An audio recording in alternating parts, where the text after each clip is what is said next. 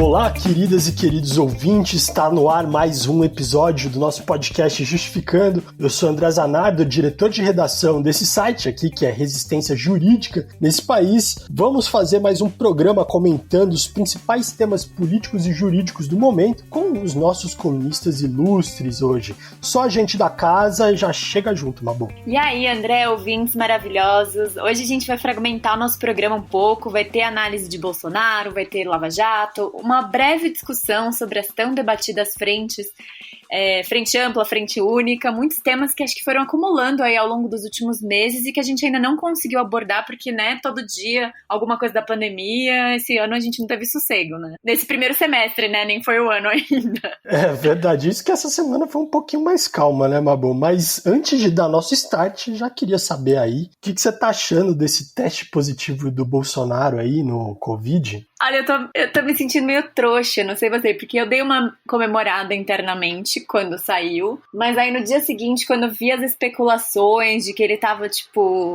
fazendo a propaganda da cloroquina, eu já falei, o cara conseguiu transformar um teste positivo do Covid em uma propaganda pro governo dele. É impressionante, o malabarismo. Pro governo dele e pra essa solução bizarra da cloroquina que nem é recomendada mais pelos médicos. O cara é mestre em fugir de inquérito, fugir... Aí, agora ele virou, parece que marqueteiro da cloroquina. Ele também precisa botar pra rodar todas essas cloroquinas aí que o exército fez. O Trump mandou uma porrada de cloroquina pra casa dele.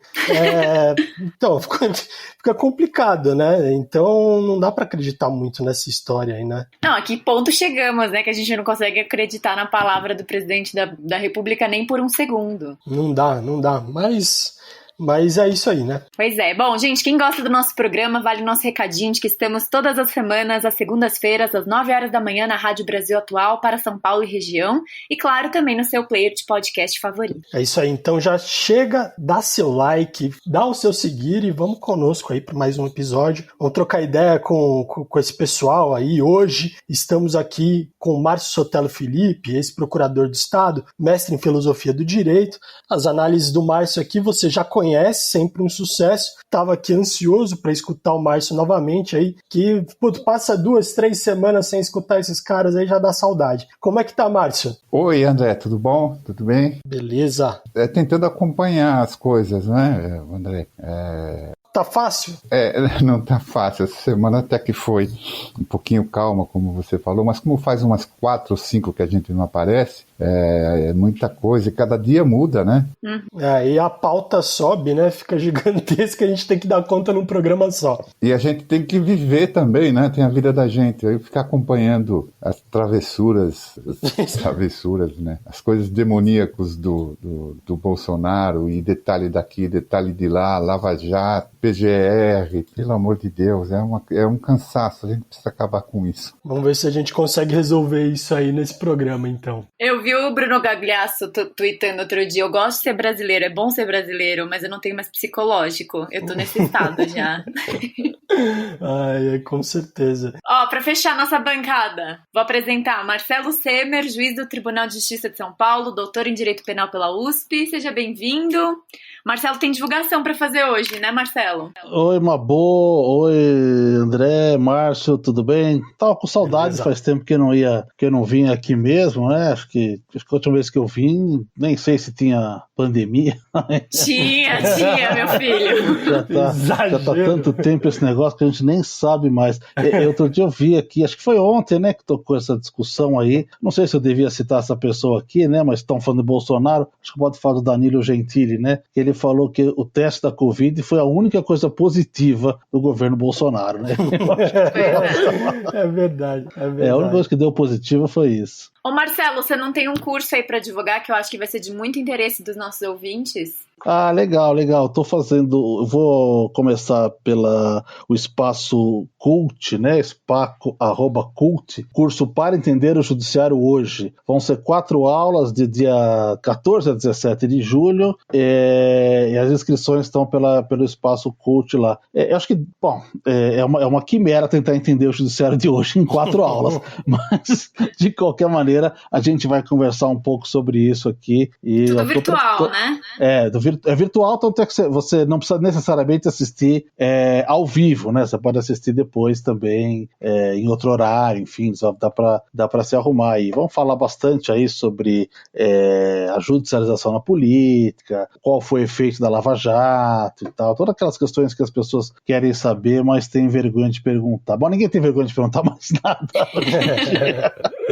Marcelo, como é que faz para se inscrever? Entra no site da Cult, na página do tem Facebook? que entrar no site da Cult Lojas, né? Loja da Cult.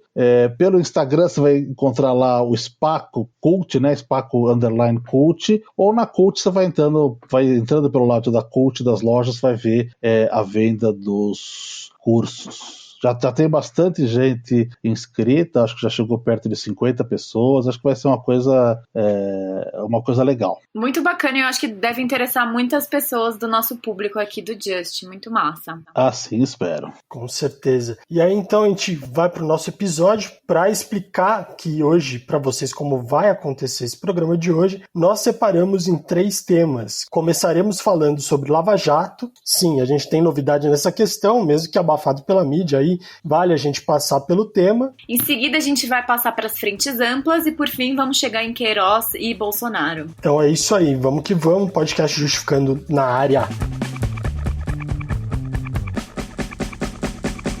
A Operação Lava Jato acabou de completar 6 anos e está vivendo um momento bem crucial. Uma nova revelação do site The Intercept, que, diga-se de passagem, me parece que foi muito abafada na grande mídia, trouxe à luz uma atuação do FBI em conjunto com os procuradores e a Polícia Federal. As últimas notícias envolvendo a famigerada operação incluem uma denúncia ao tucano José Serra e um atrito entre a Força Tarefa e a PGR, que solicitou o acesso aos dados da operação. Então, já começando o nosso tema, já queria pedir aí pro Márcio começar a falar um pouco sobre a ligação da Força Tarefa e a PGR. Então, mas tem alguma coisa por trás da resistência da Força Tarefa em relação ao pedido da PGR? Você pode fazer uma análise sobre o que a gente está falando aqui nesse momento atual? Então, nós estamos falando o seguinte, há uma subprocuradora-geral da República, a Lindora Maria Araújo, que é subprocuradora-geral da República, solicitou informações à Lava Jato, né, aos procuradores da República que atuam lá na Lava Jato em Curitiba, e eles estão se negando a dar informações, o que é absolutamente insustentável, né? Lava Jato de Curitiba, esses procuradores, eles se veem como um ente fora do Estado. Eles imaginam que tem respaldo na opinião pública, que tem respaldo na sociedade, que eles têm um poder social e que eles acham que podem enfrentar a própria direção da instituição a que eles estão, dentro da qual eles estão. É verdade que os promotores têm autonomia, eles têm que ter autonomia no exercício da jurisdição, mas a autonomia não significa que eles estão fora de todas as regras institucionais, as regras do Ministério Público Federal. Quando um colega deles pede informações, eles têm que dar essas informações, não há nenhuma justificativa para essa recusa. Se eles entendem que a solicitação não se justifica, ou que a subprocuradora está fazendo alguma coisa indevida, então eles estariam diante de um ilícito funcional, competiria a eles requerer um procedimento disciplinar para saber o que a subprocuradora está querendo, se é legítimo o que ela está querendo. O que eles não podem fazer é dizer, não, eu não dou essa informação. É inconcebível, né? É a mesma coisa que um seu chefe, um superior, pedir um dado e você não querer fornecer, é isso? Exatamente, é uma insubordinação, é uma resistência ilegítima. Eles não têm o poder de fazer isso, né? E por que eles estão negando dar informações da Lava Jato? Por que isso está acontecendo? Eu posso pensar em duas coisas. A gente pode pensar em duas coisas. Primeiro, uma disputa de poder, né? Porque informação é poder. Eles têm informações que são úteis para eles, né, para os objetivos dele, e eles não querem compartilhar porque as informações são importantes para os objetivos deles. A segunda, André, teria alguma coisa lá que eles não querem mostrar, né? O que Sabe, tem uma frase do Kant que dizia assim, olha, tudo que é compatível com o princípio da moralidade é compatível com o princípio da publicidade. Quer dizer, trocando em miúdos, quer dizer o seguinte, o que você não pode mostrar no discurso público é porque deve ter alguma imoralidade, né? Então, a gente pode pensar que tem alguma coisa que eles não tem coisas que eles não querem mostrar, né? São duas hipóteses, é uma questão de poder, de uma informação estratégica ou as duas juntas talvez, né? Informações estratégicas que eles não querem compartilhar por uma questão de poder, e segundo, eles têm coisas que eles não querem que apareça. Se eu puder entrar um pouquinho aí, eles estão sendo abordados de vários lugares diferentes, né? Essa questão da Procuradoria-Geral da República, que quer ter acesso aos dados, é apenas um dos locais, né? Por exemplo, o Tribunal de Contas da União, o ministro Bruno Dantas, ele está desconfiando de um grampo que teria ocorrido amplamente dentro sem autorização judicial, né? E depois, amplamente na Lava Jato. E a Lava Jato fala, olha, talvez alguém tenha deixado o aparelho ligado depois que saiu, enfim, uma resposta grotesca. Tem a questão também que veio à tona de que eles teriam ocultado o sobrenome de políticos para evitar que a investigação fosse levada para o Supremo, né? Então, o Rodrigo Maia, num pedido deles como é que fala? De investigação, saiu como Rodrigo Felinto, que é o nome dele, mas a gente só conhece como Maia, e o Davi Alcolumbre como Davi Samuel. Então, acho que as pessoas não perceberam isso, né? E qual a explicação deles? Um estagiário inexperiente bateu só os primeiros nomes e deixou. Essa desconfiança que o Márcio colocou aí só aumenta, né? Só aumenta. O André citou a questão do FBI, e o que o Deltan respondeu? Ele foi lá no Twitter para responder, e ele falou o seguinte: se houvesse alguma cooperação ilegal, isso estaria registrado nos autos. Ou seja, é uma explicação mais primária, digamos assim. Se a vida fosse assim tão simples.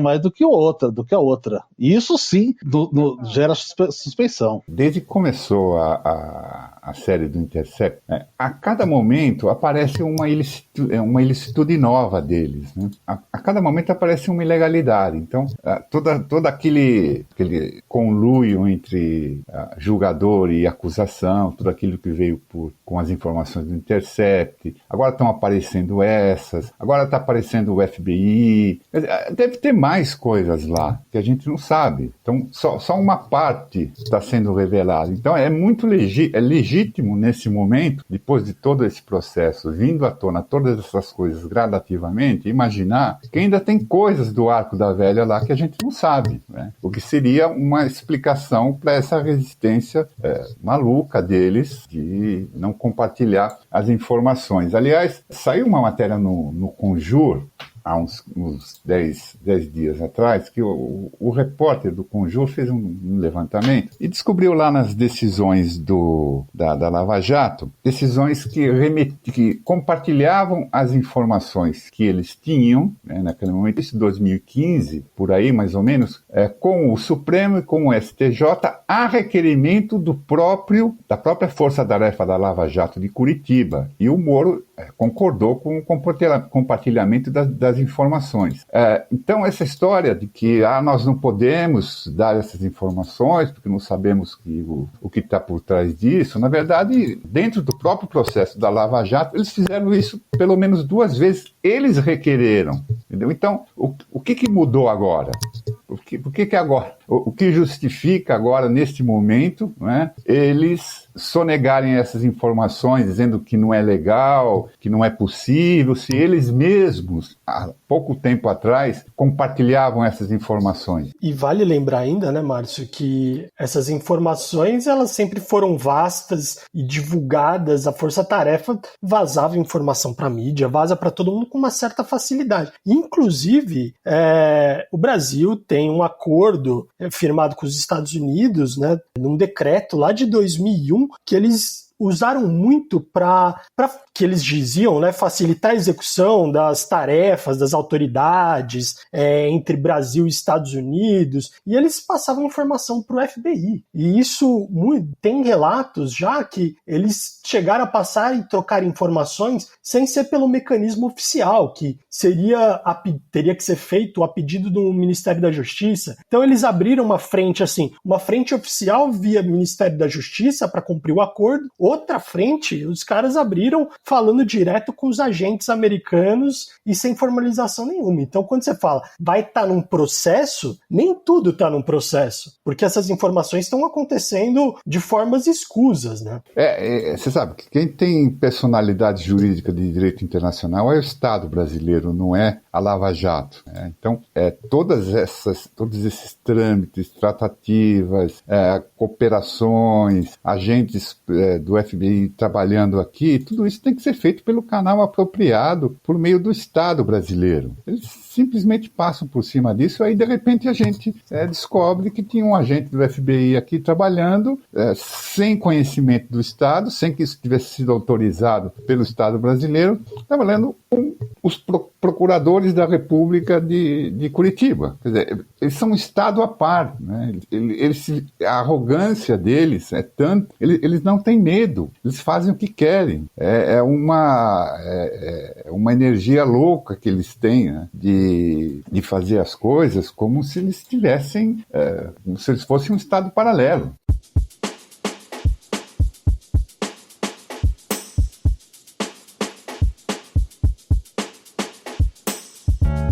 Ô Marcelo, essa semana o Dallagnol deu uma entrevista dizendo que no final das contas foi ruim o Moro ter ido lá para o Ministério da Justiça. Será que a Lava Jato está tentando se desvencilhar aí das suas crias, dos seus bolsonaristas favoritos? Bom, só para completar o Márcio, aquilo que vocês falaram aí, eu acho que daqui a pouco vai precisar de uma Lava Jato da Lava Jato, né? Vai precisar fazer alguma... tamanha o volume de coisas que vão pouco a pouco surgindo, né? De qualquer maneira, André, você até falou dessa questão da opacidade da imprensa, né? Quer dizer, aconteceu uma coisa importante essa semana, né? A Intercept voltou a produzir e fornecer de modo que aquela ideia de que já acabou tudo que eles tinham lá parece que não é correta. Acho que sim, André, respondendo a você, eu acho que existe uma estratégia aí, essa estratégia começa com o Moro, né? Que é de se desplugar do Bolsonaro. Ele sai do governo, ele forçou a saída do governo por uma questão que ele acabou levando isso muito adiante, né?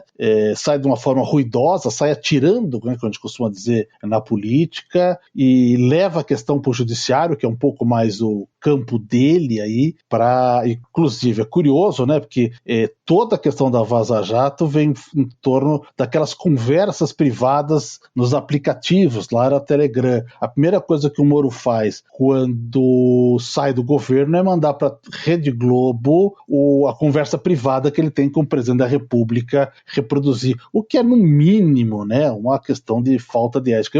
Quando eu olhei isso, eu falei, bom, a partir de agora o Moro desistiu mesmo de ser ministro do Supremo. Seria uma coisa inimaginável o ministro Supremo ficar mandando o seu WhatsApp para a TV Globo para sair questões para frente. Então eu acho que há uma estratégia que dizem a popular que filho feio não tem pai, né? Então é uma estratégia que eles têm para tentar se desfazer, digamos assim, dessa paternidade de Bolsonaro, que é inequívoca, né? Eu gosto do Gilmar Mendes, ele falou, a Lava Jato é a pai e a mãe de Bolsonaro, né? Porque sem isso, o Gilmar é o tio, né?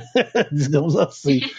Sem isso, não teria tido, primeiro, não teria tido a proibição do Lula, que era o candidato favorito, disputar. E depois não teria chegado nesse ponto, que me parece que é uma coisa que aconteceu na eleição, que é uma certa aversão ao político, né? Então, havia uma série de políticos lá e a maioria das pessoas preferiram votar naquele que eles entendiam como a pessoa menos política, ou seja, que era o mais outsider. Apesar de 30 anos de parlamento, 30 anos vazios, como a gente sabe, é só para fazer rachadinha e coisa e tal, não apresentava nada, né? Então, ele foi identificado assim como o mais antipolítico, muito em razão disso, né? Essa semana eu escrevi para a Cult, pegando aquele artigo que o Moro escreveu sobre a Operação Mãos Limpas. O Moro escreveu em 2004, 10... É um artigo muito elogioso, inclusive, não é? 10 anos, muito elogioso. 10 anos antes da Lava Jato, né? 10 anos antes da Lava Jato, e depois, veja, muita gente elogiou a Mãos Limpas quando começou, mas quando termina e a Itália cai nas mãos de um aventureiro de direita, que é o Berlusconi, as pessoas se assustaram, né? O Moro escreve depois que o Berlusconi já tinha assumido, e uma das coisas que ele fala é que a deslegitimação do meio político foi um ímpeto para a operação, foi essencial para a operação. Então, assim, ele já tinha isso como em mente, que ao explodir isso, poderia dar como deu no Berlusconi, coisa que para ele não fez a menor diferença, e aqui deu no Bolsonaro, e ele já entrou nisso. Então, acho que, quando for discutir a questão da parcialidade do Moro, eu acho que é interessante que se analise esse artigo onde ele coloca todos os pontos exatamente que acabaram acontecendo na Lava Jato, com um pequeno erro de tradução, né? Porque para ele elogia e meio que quer fazer igual aos juízes da Mãos Limpas, só que aqueles juízes, na verdade, lá na Itália eram promotores, né? E essa confusão de juiz com promotor, a gente sabe que a Vaza Jato mostrou bem pra gente que aqui também aconteceu. Deixa eu fazer só uma observação, Marcelo, um pouco em cima do que você está falando aí. Eu estou fazendo umas pesquisas sobre o fascismo, né? Tentando escrever alguma coisa sobre isso. Fiz uma pesquisa histórica sobre o surgimento do fascismo na Itália.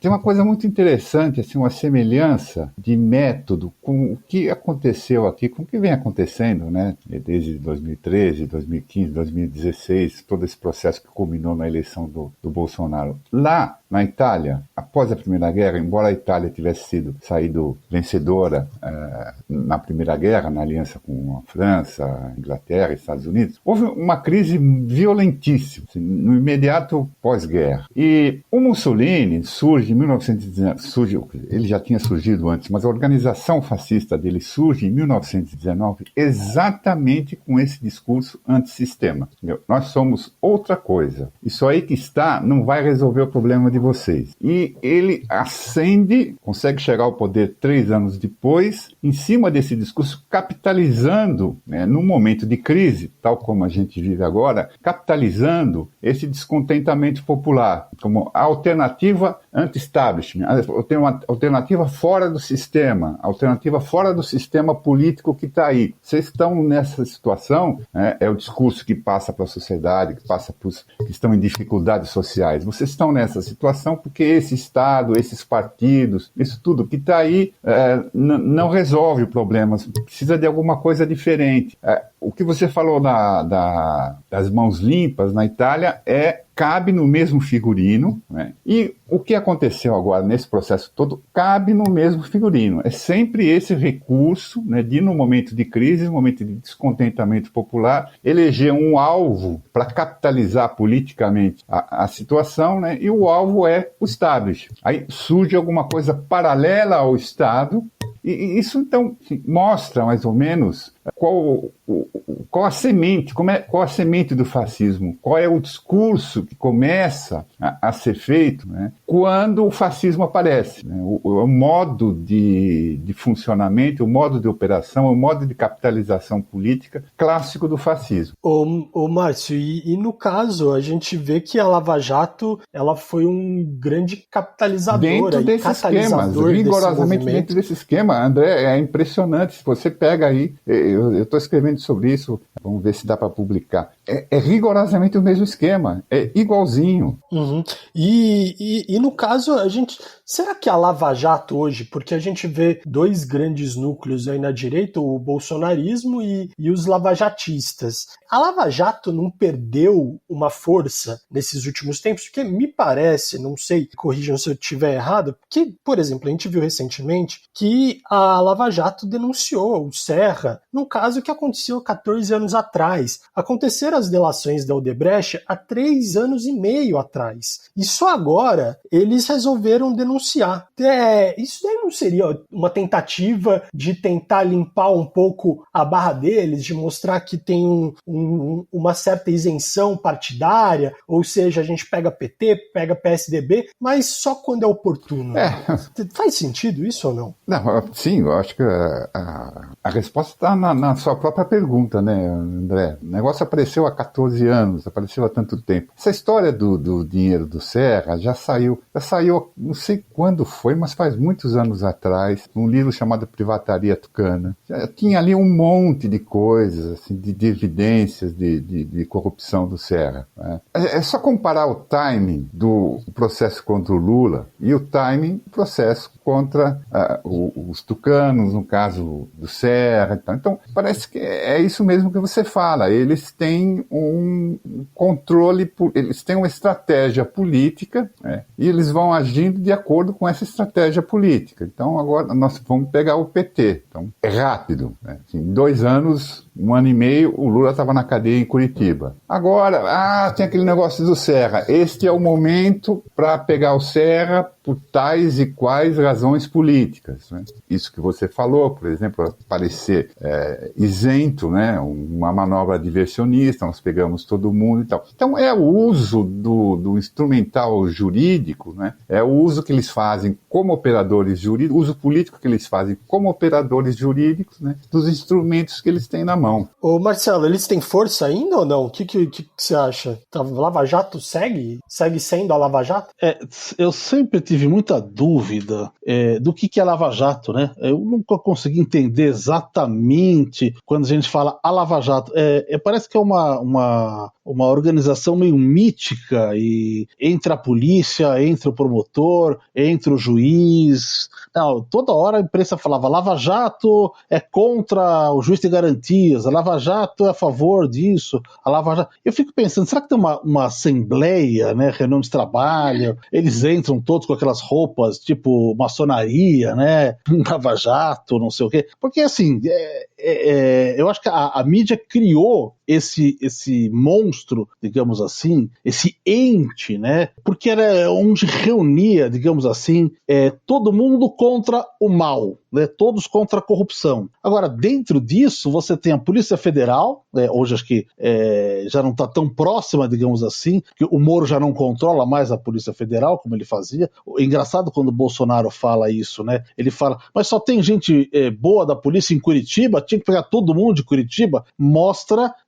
sim, digamos, o outro lado do princípio da impessoalidade sendo arranhado, ou seja, o Moro só pegava as pessoas, só dava cargos importantes às pessoas próximas a ele, a quem ele podia, de certa forma, tutelar, enfim. O juiz não faz parte de operação, o juiz julga a operação, mas eu estou aqui preparando, como Márcia, eu estou preparando as minhas aulas para o curso e me deparei com um vídeo do Moro, né, tá na página Eu Moro com Ele, né, da esposa, agradecendo ao povo, né? Agradecendo em nome do nosso trabalho na operação assim chamada Lava Jato, né? Ou seja, ele também contribuiu para fazer esse grande mix aí. E esse grande mix, me parece, que é o nó da questão. Quer dizer, esse mix não pode existir. Polícia, promotor e juiz não são colegas de trabalho e não trabalham juntos. Se polícia, promotor e juiz trabalharam juntos, isso é tudo nulo, né? Então, eu acho que durante muito tempo a gente ficou meio anestesiado com essa ideia da Lava Jato como um ser. Eu acho que, enfim... Uma entidade, um super-herói, né? Uma entidade do qual faz parte todo mundo, né? Todo mundo meio que Lava Jato, o deputado lavajatista, tem não sei o que lavajatista. Então, não sei exatamente o que seria. Acho que esse pessoal, do ponto de vista político aí, que é a tua pergunta, eu acho que eles vão ser seguidores do Moro, né? O Moro é o candidato a presidente dessa, digamos assim, facção, né? Eu acho que não vai se reunir mais entre Lava Jato, enfim, a não ser o quanto eles vão conseguir continuar. Me estranha muito que o Deltan Dallagnol continua na Lava Jato, continua sendo o chefe da Lava Jato, com todas aquelas irregularidades que foram levantadas, com o fato de ele ter claramente usado isso para receber dinheiro em palestras sigilosas para empresários e tal. O mínimo que podia fazer, o mínimo, era que ele fosse afastado dessa posição. Enfim, acho que essa briga com a Procuradoria-Geral da República é aquilo um pouco que o Márcio falou, né, um cabo de guerra, né, vamos ver se o Aras tem essa força dentro. Eles só jogam com a mídia, né, quer dizer, qualquer coisa que acontece com a Lava Jato, tumba, Rede Globo, e ela vai falar, o Moro hoje virou um comentarista da Rede Globo, estão dizendo que não demora, ele vai entrar no The Voice, né, para girar a cadeira lá e tal, e fazer, ou eu acho que ele tá mais pra dança dos famosos, né, para entrar lá e fazer. Mas o fato é que...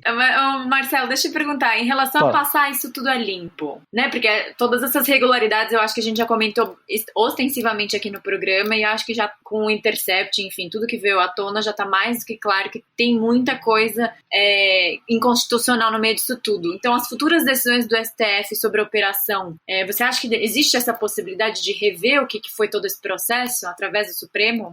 Eu acho que a grande questão vai ser o julgamento do habeas corpus, que está questionando a imparcialidade do Moro.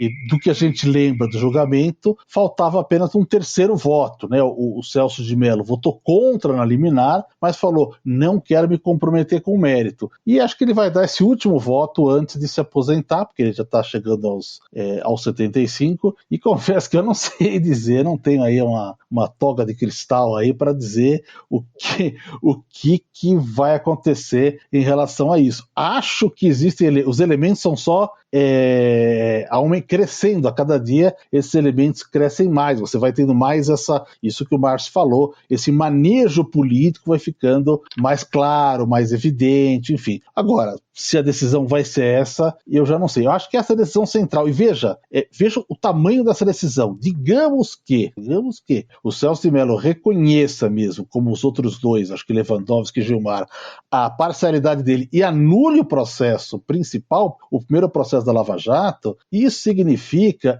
a falência da lei da ficha limpa, né? Que ela impediu um candidato favorito de disputar a eleição porque a lei antecipou antes o trânsito julgado. E quando chega no final, não teve trânsito julgado e o processo se anulou. Ou seja, mostra como a eleição teria sido decidida não na urna, mas no tapetão, ou seja, mais no judiciário. Acho que essa é uma questão delicada. Não sei o que vai acontecer aí diante. Acho que tem duas disputas aí, essa disputa judicial e tem a disputa interna da PGR, né? Se o procurador-geral vai conseguir, digamos assim, domesticá-los. A grande vantagem deles, da Lava Jato, é que do outro lado está o Augusto Aras, que é uma pessoa que entrou lá sem legitimidade da carreira e entrou lá com uma séria suspeição de que é, digamos assim, um servidor do Bolsonaro, repetindo um pouco aquele procurador da época do Fernando Henrique Cardoso, que é o Geraldo Brindeiro. Engavetador Mor, né? Brindeiro, né? O Engavetador Mor. Engavetador-Geral da República, enfim. Então, eu não sei.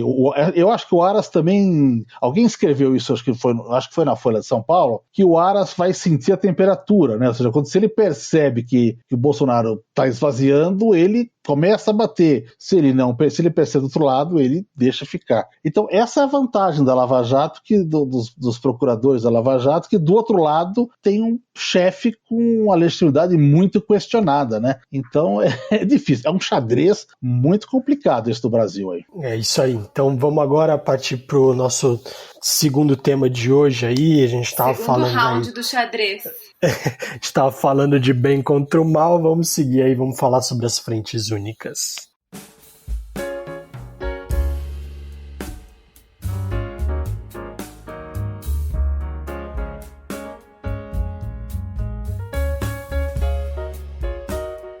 Bom, o Márcio estava falando sobre algumas sementes do fascismo e, enfim, como a gente consegue ver similaridades entre o processo brasileiro e outros lugares que já tiveram fenômenos dessa natureza. E aí eu queria falar, enfim, desse tema tão complexo que foi debatido, acho que bem acaloradamente nas redes sociais, que é a ideia de uma frente única para derrubar o fascismo e para derrubar o governo Bolsonaro. Eu queria perguntar para vocês que vocês acham sobre a necessidade de criar essa união contra o governo? Qual que é a opinião de vocês sobre essa movimentação? Então, as frentes são um instrumento clássico de fazer política. Você tem forças políticas distintas que, em determinado momento, que é um objetivo comum, e se faz uma frente. Não tem nenhum segredo nisso.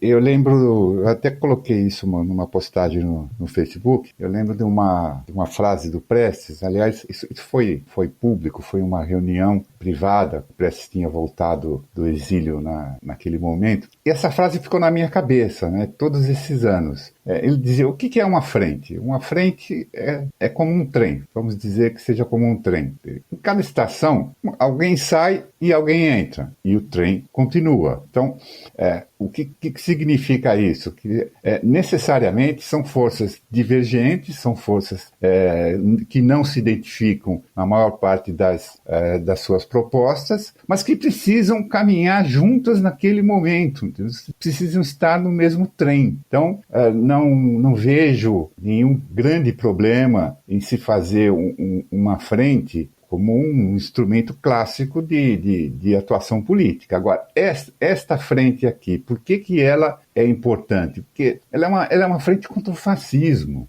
E contra o fascismo, quando a gente está diante do fascismo, com o fascismo não se brinca, né? Com o fascismo não se faz cálculos políticos.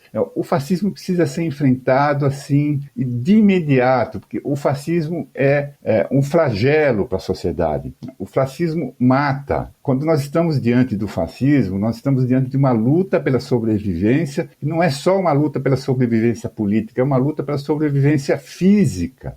O fascismo tem a pulsão da morte. Nós estamos vendo aí o que significa um governo fascista no momento de uma pandemia, com uma atitude que está matando milhares de pessoas. Então, se este não é o momento para fazer uma frente, qual é o momento de fazer uma frente? Ô Márcio, e no caso, a gente tem um destino para esse trem? Porque às vezes me parece que essas frentes que estão tentando se formar, elas sequer chegam a um consenso sobre qual é o objetivo. Essa frente é uma frente contra Bolsonaro? Ela é uma frente contra fascista? Qual que é o caminho? É uma frente antifascista. Eu vejo da seguinte forma, é uma frente para derrubar o Bolsonaro. É por isso, porque o Bolsonaro é um nazi-fascista na presidência da República. O Bolsonaro está matando gente. Então, qual é o objetivo da frente? É derrubar o Bolsonaro. É fora Bolsonaro. É isso. Quem, neste momento, por qualquer que seja a sua razão, por qualquer ordem de considerações, concordar conosco que nós temos que tirar, seja por impeachment, seja pela cassação da chapa, seja por que forma for, que nós temos que tirar o Bolsonaro, não importa por que eles estão querendo. Esta é a ideia de frente. O que nos importa é que eles querem o que nós queremos também. Então, e nós temos que sangrar.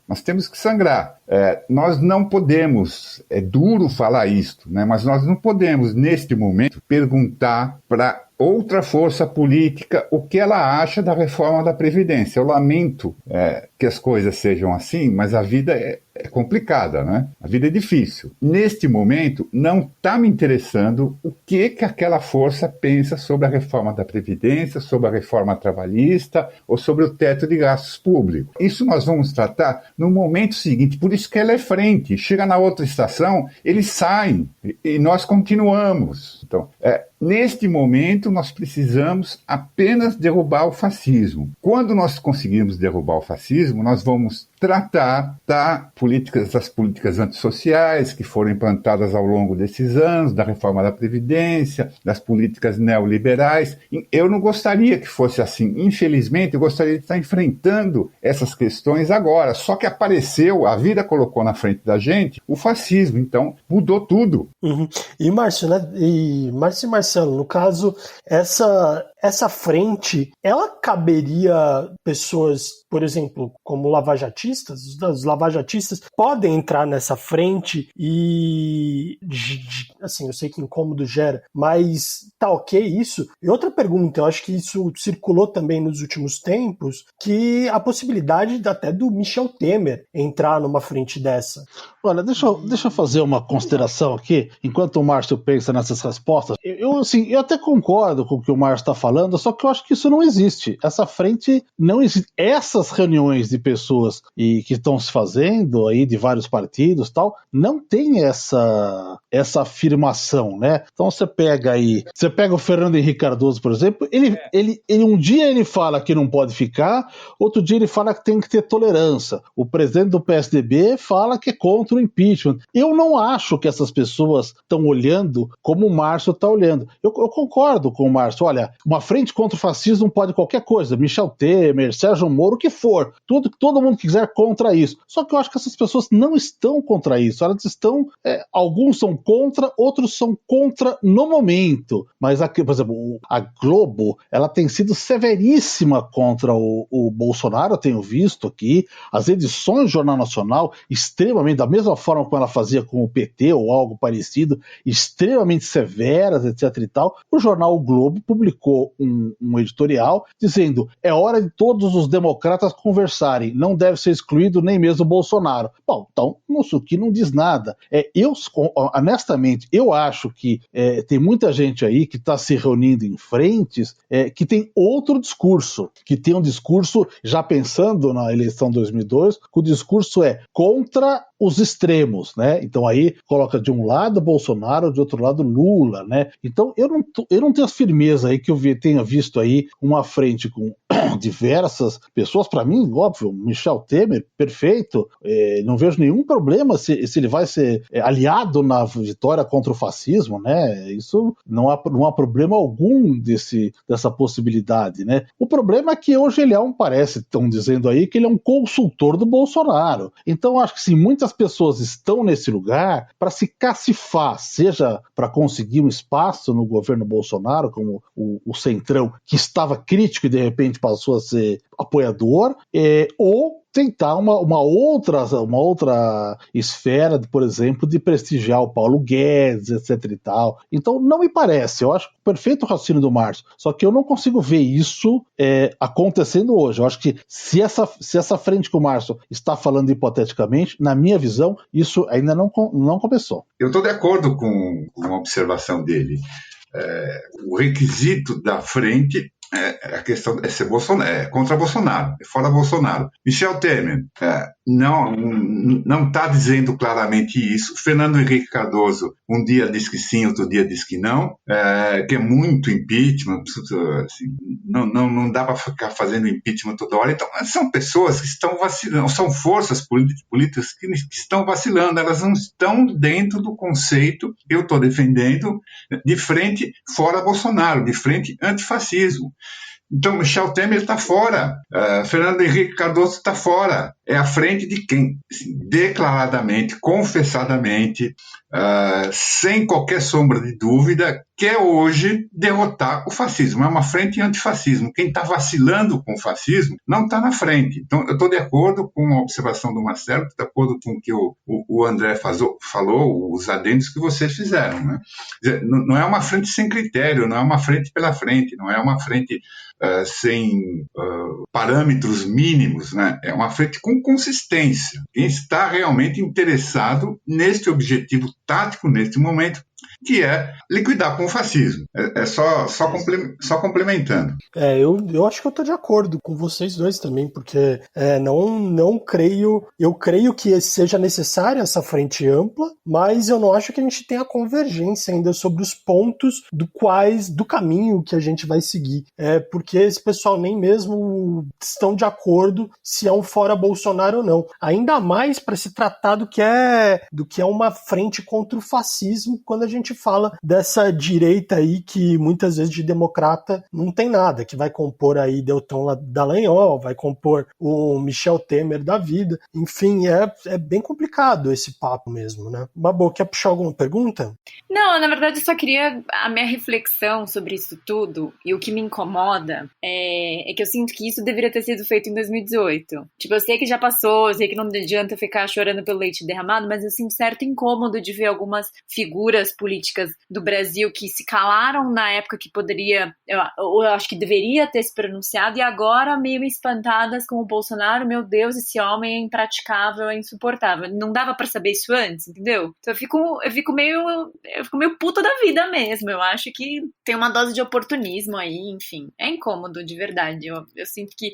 Não, FHC falando dessas coisas não me desce, essas coisas eu fico muito entalada. Mas assim, que não quer dizer que a frente não deve existir. Só acho que, como o Marcelo pontuou, tem que ser uma frente bem, enfim, focada no objetivo. O objetivo é tirar o cara, então como é que a gente vai tirar isso? Como é que a gente vai alcançar isso, né? Vai ser via impeachment, então tem que fazer toda uma articulação política, porque a gente sabe que o impeachment não é, enfim, apenas uma decisão técnica, envolve questões políticas no Congresso, enfim. Esse é meu desabafo.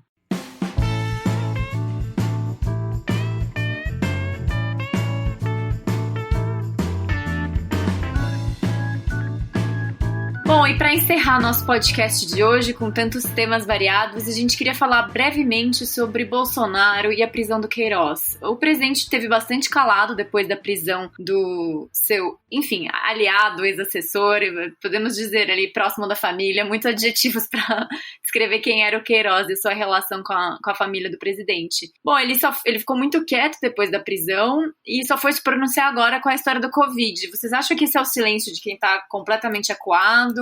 Olha, uma questão interessante aí foi o texto que o Patrick Mariano, nosso colunista aqui também, mandou lá na Cult, né? Ele foi talvez o primeiro a perceber isso, né? Bolsonaro fala o tempo todo e agora tá quieto. Eu acho que faltou discurso, né? Então ele ficou... não tinha muito o que ele falar do Queiroz, né? Do Queiroz, o que ele vai falar do Queiroz? Aliás, vou usar aqui uma fala do Sérgio Moro em janeiro de 2019. O Sérgio Moro falou assim: a responsabilidade do presidente sobre esse assunto ele já explicou muito bem, né? Hoje o Sérgio Moro tá contra, enfim, mas o Bolsonaro não tem nada com que falar isso. Então a melhor coisa possível é você achar mecanismos para fazer o diversionismo, outras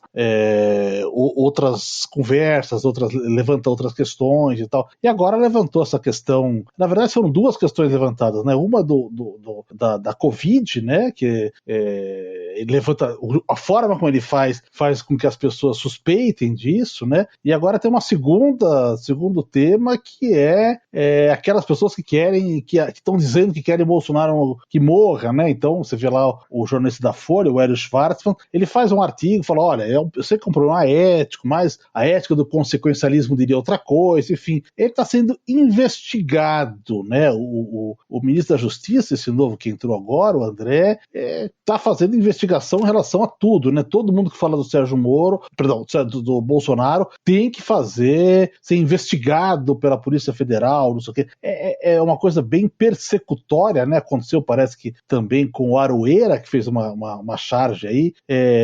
Me parece que toda vez que ele é acuado, ele utiliza de mecanismos bem autoritários. E a Covid está dando a ele a possibilidade, né, de virar o jogo, né?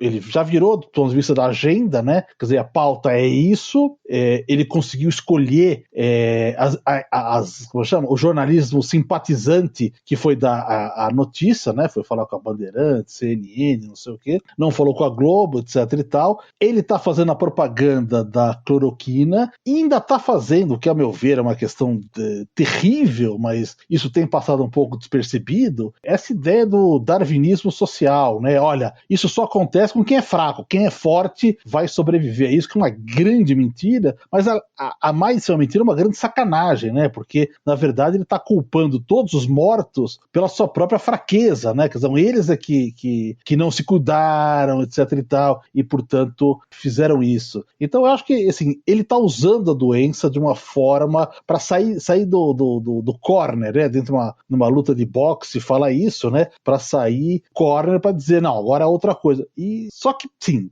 de novo, você fazer propaganda com essa doença é terrível. Vamos lembrar do Boris Johnson, né? No começo da Covid, ele queria fazer aquela imunidade de rebanho, ninguém faz nada, etc e tal. E quando ele pega a Covid, chega até a UTI, ele faz um discurso logo depois, extremamente elogioso para os médicos estrangeiros, ele era um grande líder xenófobo, não sei o que, etc e tal. Então esse consegue se reerguer através disso. O Bolsonaro é exatamente o contrário, né? Ele quer ganhar uma vantagem com isso, como o André falou, esgotar aí a cloroquina, vai saber se tem algum proveito financeiro, não sei, parece que lá nos Estados Unidos ou tem alguém ligado ao Trump, não sei como é que é aqui no Brasil, enfim. Então, uma coisa é você mostrar que você sai dessa doença e motivar as pessoas para que elas se cuidem. Ele está fazendo exatamente o contrário, está dizendo, tá vendo como a gente não precisa fazer nada, toma um remedinho, já fica bom de novo, é uma gripezinha.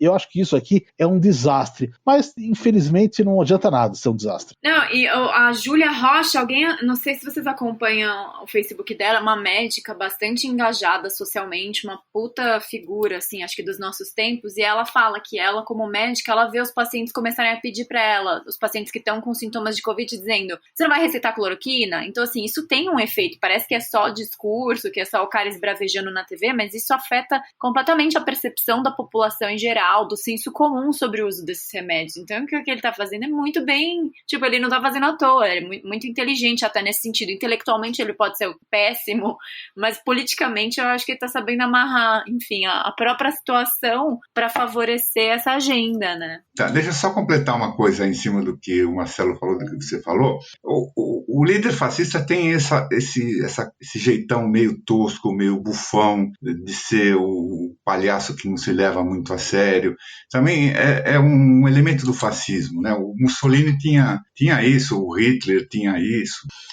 Parece uma pessoa tosca. O Bolsonaro tem esse perfil também do bufão, do tosco, do falastrão, o que leva a gente a subestimar, né, o Bolsonaro. Foi isso que a Mariana falou agora, que o Marcelo falou também. Na verdade, ele deu um golpe de mestre com essa coisa do Covid. Ele transformou isso, seja verdade, se não for verdade é um golpe de mestre, se for verdade é mais golpe de mestre ainda, porque ele conseguiu dar a volta por cima, vender a cloroquina, provavelmente, fazer esse discurso de que na verdade, daqui a pouco ele se recupera, na verdade a coisa não é tão grave assim, e ele passou a bola assim, no meio das pernas, assim, tranquilamente, né, da gente. Entendeu? Isso é uma coisa que o Marcos Nobre andou falando aí, o filósofo Marcos Nobre, não se pode subestimar o Bolsonaro, né? Nós não podemos cair nesse erro. Ele pode ter lido 3 livros, se é que leu 3 livros na vida dele, ou leu só o livro do Husserl, não sei, mas ele não é uma besta, não. Ele é um cara muito esperto, ele tem muita esperteza, ele tem intuição, ele sabe para onde tem que ir. Então, não vamos subestimar o Bolsonaro. Com certeza. E esses fatos que aconteceram, sim, se possivelmente é mentira, a probabilidade é alta disso acontecer, mas talvez a gente não consiga, por mecanismos legais, desmontar essa farsa. Mas toda essa narrativa que espanta não só a nós, mas espanta o mundo inteiro, muita gente tem falado que se a gente não chegar nos mecanismos judiciais dentro do Brasil, isso vai parar, eventualmente, essa jornada genocida e que ele tem feito. Essa narrativa dele, ela pode complicar ele no futuro, perante um tribunal internacional, ou até aqui mesmo? Eu acho que aqui, veja, eu acho que ele vai sofrer, penso eu, talvez quando terminar a gestão, enfim, ou antes, até várias ações cíveis. É o que eu faria se fosse um familiar morto por isso. Ele teve uma série de posturas que aumentaram, que expuseram pessoas ao perigo, né?